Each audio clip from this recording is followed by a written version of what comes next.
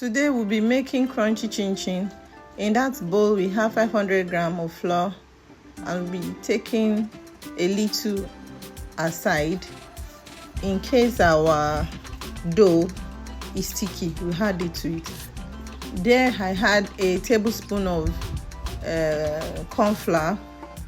Now I'll be adding 5 tablespoons of sugar, and you can reduce it. You can add sugar to it according to your taste bud. So there I'm adding 5 tablespoons of sugar. Other ingredients are there as well. Now I'll be adding nutmeg. A teaspoon of nutmeg is what I added to it.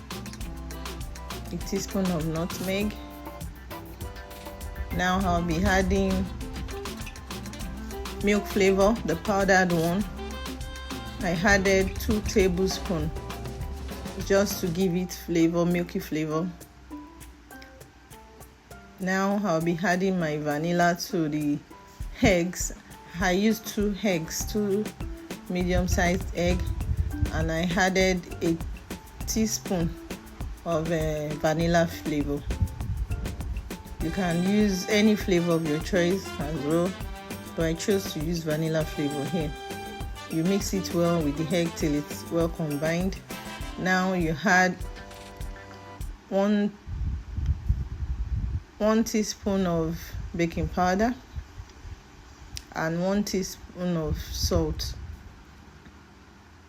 You mix together all the dry ingredients. You make sure they are well combined. Mix it well, let them be well incorporated. Now you add your butter. You'll be adding your butter now. Now you are adding your butter. Now you're adding your butter.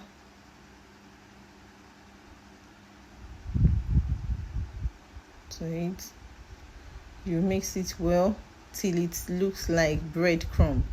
You mix it well, very well, until you have something that looks like breadcrumb. After that, you start adding your wet ingredient. That's the egg and the vanilla flavor mixture. You mix it well. Mix it well. Mix it well till it's well combined. Now you can see the dough is forming already. So you start adding your milk now. You won't add water. In this recipe we didn't add water at all. I only used egg and milk. Those are the liquid in it, because if you add water it might affect the crunchiness. So I used half cup of milk. Actually I used powdered milk. I mixed it with water. I diluted it with water. I used half cup of milk, and those are the liquid content in this chin chin recipe. I never used water. Now I discovered that the dough is a little bit sticky. I added flour. I added a little flour to it, and I mixed the dough well till it's has a lovely texture. It must not be sticky. The dough must not be sticky. So now it's time to start cutting out. You still have to use your flour to dry up the surface of the board before you start cutting. Now I'm going to divide the dough into the sizes that I'm going to be comfortable working with.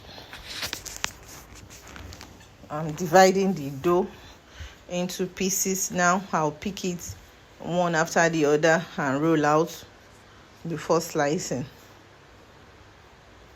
You can see I have a size that I can work with already.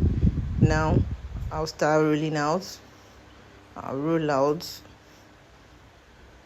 If you feel the dough is getting sticky to your board, you can add flour to the board, just to dust the board and roll out. But don't let the flour be too much. The flour must not be too much, so that the dough will not become hard.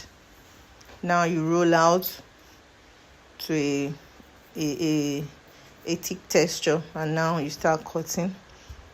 Cut depending on the shape you want. Now I want the cube size, that's why I'm using this method.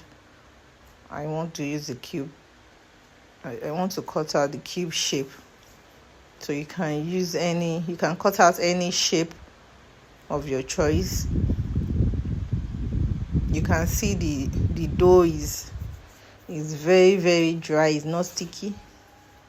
You can see it's coming out well. It's not sticking to the board, and that makes it very easy for me to cut out easily. It makes my cutting very easy. And also I discovered that using this method, it will avoid wastage as well.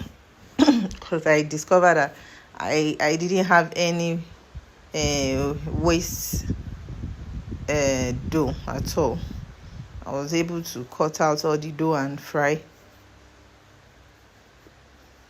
Now you do this bit by bit. Once you are through with this, you dust your board with flour and cut out and roll out again. Now it's time to fry. You make sure the vegetable oil is hot, and you pour your dough bit by bit, so that the chin chin will not be soaked in the oil. Now it's time to bring it out. You fry bit by bit so that your oil will not be soaked up. Now we have our chin chin. Our chin chin is very crunchy and yummy. Thank you for watching. Like and subscribe for more recipe.